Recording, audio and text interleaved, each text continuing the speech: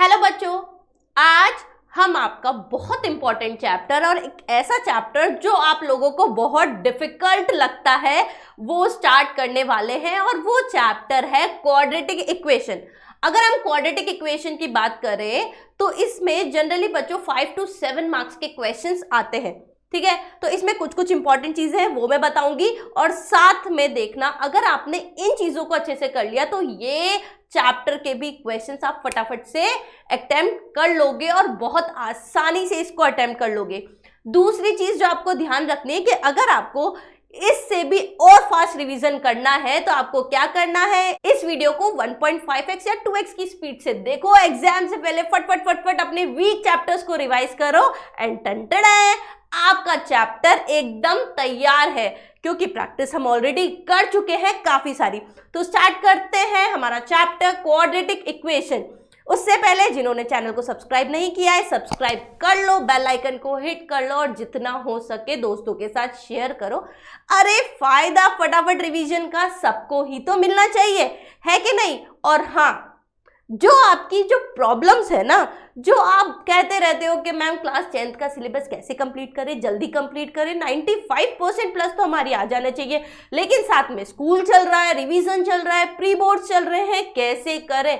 इतने कम टाइम में क्या पॉसिबल है, इतने कम टाइम में क्या मुझे बेस्ट विजुअलाइजेशन के साथ अभी भी मैं स्टार्ट करके परसेंटेज 95 प्लस लेकर आ सकता हूं। तो बिल्कुल लेकर आ सकते हो क्योंकि आप ही जैसे हमारे काफी सारे ऐसे बच्चे हैं जिन्होंने इतना एक्सीलेंट रिजल्ट लेकर आए हैं और आप लोगों के लिए, सिर्फ आप लोगों के लिए कंप्लीट बोर्ड कोर्स हम लेकर आ रहे हैं पढ़ो इंडिया 2.0 जो आपको मिलेगा सिर्फ 999 रुपीज में। सोच के देखो यार, पर डे की कॉस्ट तो 3 रुपीज से भी कम आ रही है। तो आज ही इनरोल करो, इसके लिए आपको लिंक डिस्क्रिप्शन में मिल जाएगा। ठीक है, और ऐसा नहीं है इसमें आपको सिर्फ मैथ्स ही पढ़ाई जाएगी। अरे physics, chemistry, bio, math, social science English सोचो यार। और साथ में कॉम्पिटिटिव और ओलंपियाड एग्जाम का सारा मटेरियल आपको मिलेगा।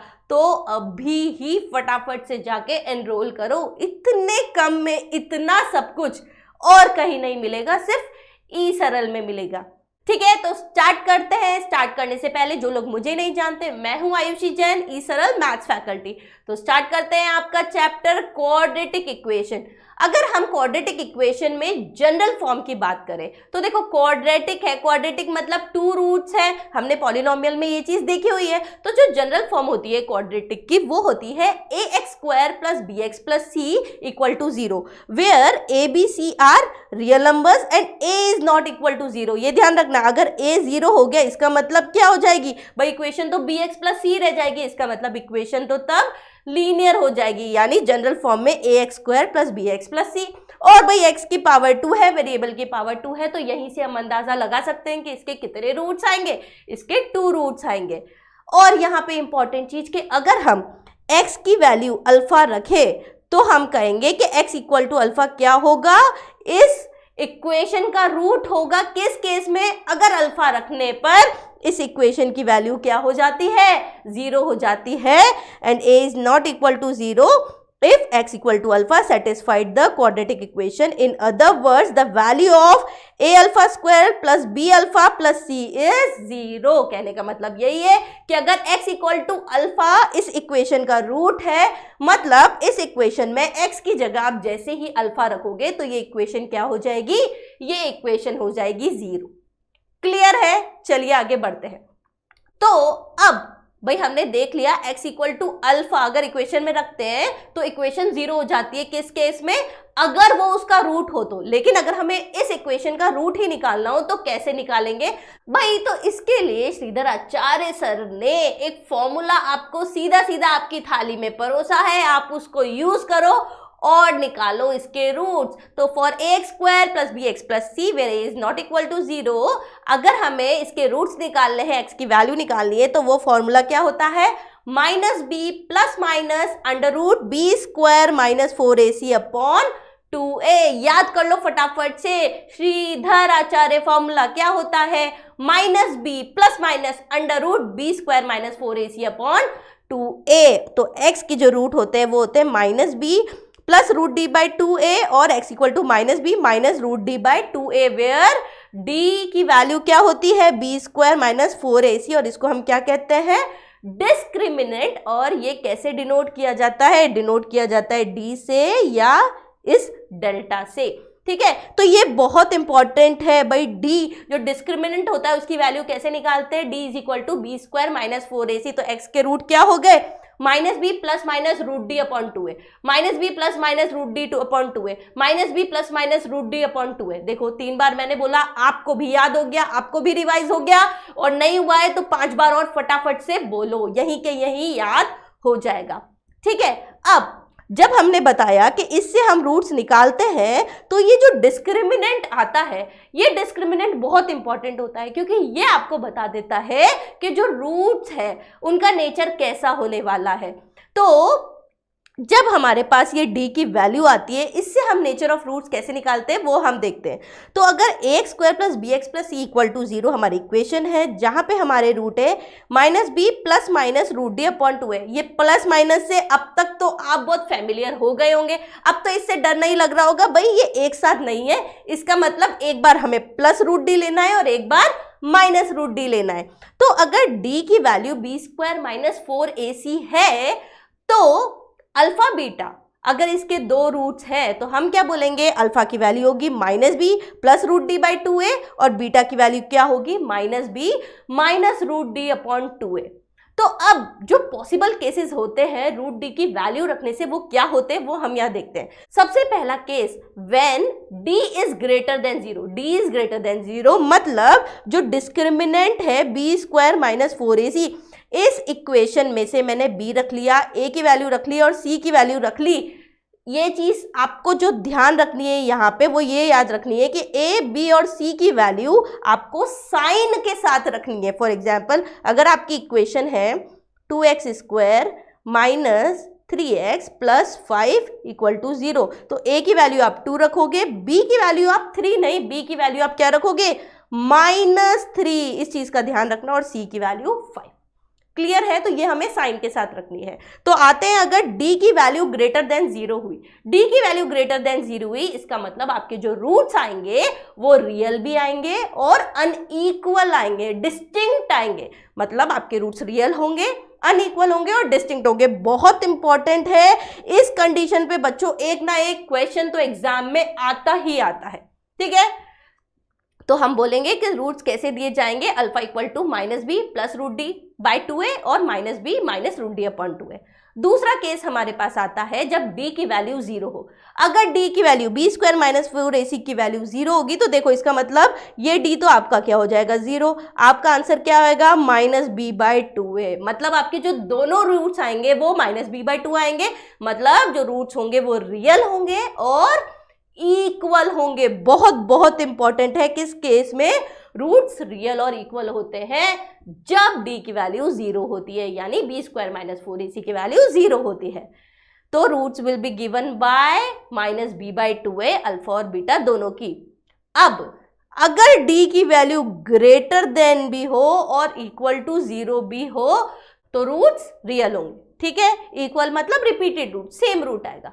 अब अगर केस 3 आता है कि d की वैल्यू लेस देन 0 हुई, d की वैल्यू लेस देन 0 हुई, इसका मतलब कोई भी रियल रूट एग्जिस्ट नहीं करता। उस केस में आपके जो रूट्स आएंगे वो इरेशनल फॉर्म में आएंगे। क्लियर है, रिवाइज हो गया। चलिए, तो अब देखो, हमने ये तो देख लिया कि डिस्क्रिमिनेंट की वैल्यू इक्वल टू होगी, ग्रेटर देन होगी या लेस देन होगी, उस कंडीशन में क्या क्या आपके रूट्स आएंगे। लेकिन अगर हम इसको ग्राफिकल फॉर्म में देखते हैं, तो अगर आपको क्वाड्रेटिक का ग्राफ दिया जाए और पूछा जाए कि यार ग्राफ देख के आप बताओ कि इसके रूट्स कैसे होंगे, तो देखो जब आपका ग्राफ कुछ ऐसा होगा कि इसका जो माउथ है वो अपवर्ड्स होगा, भाई माउथ अपवर्ड्स होगा, और d की वैल्यू ग्रेटर देन 0 हुई, तो हम क्या बोलेंगे, इसके 2 रियल रूट्स होंगे, और वो रियल रूट्स कैसे होंगे, डिस्टिंक्ट होंगे, अलग अलग होंगे, और उस केस में एक्स एक्सिस पर लाई करेंगे हमारे अल्फा और बीटा। अगर माउथ अपवर्ड्स है, दोनों जो आपके रूट्स है वो सेम पॉइंट पे आ रहे, तो हम क्या बोलेंगे कि 2 इक्वल रूट्स आएंगे और हमारे रूट्स रियल होंगे ही। और अगर डी की वैल्यू लेस देन 0 हुई मतलब कि एक्स एक्सिस पे कोई रूट लाई नहीं करेगा, हम बोलेंगे कि कोई भी रियल रूट एग्जिस्ट नहीं करता है। मतलब हमें क्या याद करना है, हमें ये याद रखना है अगर डी की वैल्यू ग्रेटर देन 0 हुई, इसमें भी हमारे पास दो कंडीशन आती है, वो देखना कैसे। भाई डी की वैल्यू ग्रेटर देन 0 है और वो एक परफेक्ट स्क्वायर बन रहा है, मतलब कि आपका जो फॉर्मूला होता है डिस्क्रिमिनेंट का वो क्या होता है, under root b square minus 4ac। तो बी स्क्वायर माइनस 4ac की वैल्यू ग्रेटर देन 0 है और क्या है, एक परफेक्ट स्क्वायर है। इसका मतलब जो रूट्स हैं वो क्या होंगे, रेशनल होंगे और अनइक्वल होंगे। इसमें एक और केस आएगा जब d की वैल्यू ग्रेटर देन 0 होगी लेकिन वो एक परफेक्ट स्क्वायर नहीं होगा, तो उस केस में रूट्स कैसे होंगे, इरेशनल होंगे। और किसमें अकर करेंगे, वो अकर करेंगे इन a conjugate search. Conjugate search मतलब कि अगर आपका एक रूट आएगा 2 + √3 तो दूसरा रूट कौन सा आएगा, 2 - √3। क्लियर है, समझ में आ गया। अब बच्चों इसमें क्वाड्रेटिक में आपको सॉल्यूशन निकालना दो तरीके से और पूछा जाता है। एक तो पूछा जाता है फैक्टराइज करने पर, तो फैक्टराइजेशन करना हम ऑलरेडी सीख चुके हैं पॉलिनोमियल में कैसे करते हैं, मिडिल टर्म स्प्लिट करके।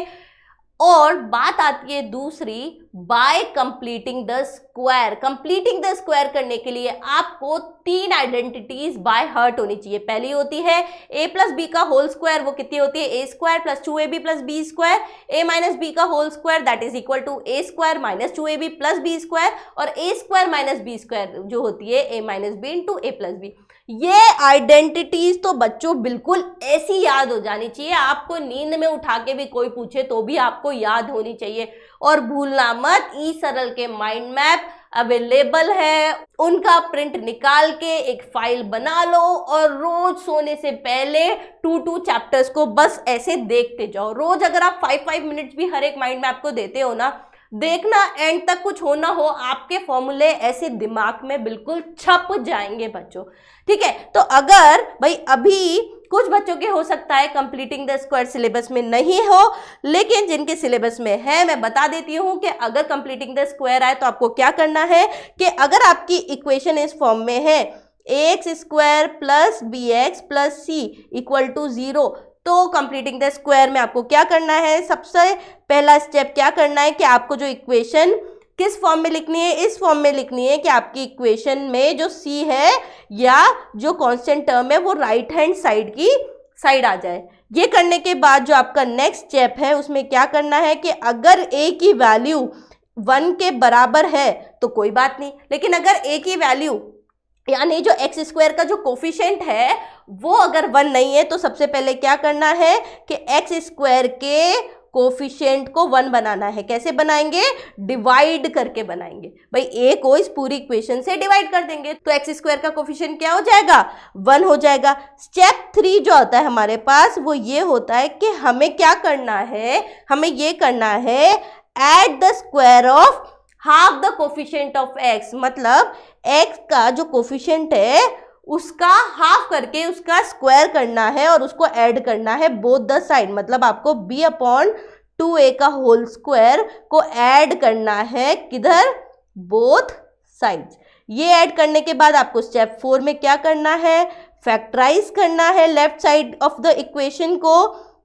ठीक है, उसके बाद आपको 5th स्टेप में क्या करना है, दोनों साइड का क्या लेना है, स्क्वायर रूट लेना है, बोथ साइड का स्क्वायर रूट लेना है। ठीक है, नेक्स्ट स्टेप में आपको क्या करना है, सॉल्व करना है ताकि आपको वेरिएबल x मिल जाए और आपको रूट्स फाइंड आउट हो जाए। ठीक है, ये होता है कंप्लीटिंग द स्क्वायर मेथड। इसके अलावा इसमें जो क्वेश्चन आते हैं बच्चों वो आती है वर्ड प्रॉब्लम। तो वर्ड प्रॉब्लम में आपको क्या करना है ये हमने बहुत ही अच्छे विजुअलाइजेशन के साथ ऐप में भी एक्सप्लेन किया हुआ है, आप वहां भी देख सकते हैं। दूसरा, आपको उसके लिए जितना ज़्यादा हो सके उतनी प्रैक्टिस करनी है और प्रैक्टिस के लिए आपको हमारी सारी प्लेलिस्ट मिल जाएगी जहां पे आपको इन टाइप के क्वेश्चन की प्रैक्टिस कराई हुई है। उनको मेथड को सॉल्व कैसे करना है, कंसेप्ट कैसे यूज करना है वो हम यहाँ सीख चुके हैं। ओके, तो रिवाइज करिए और मचाते रहिए। All the best.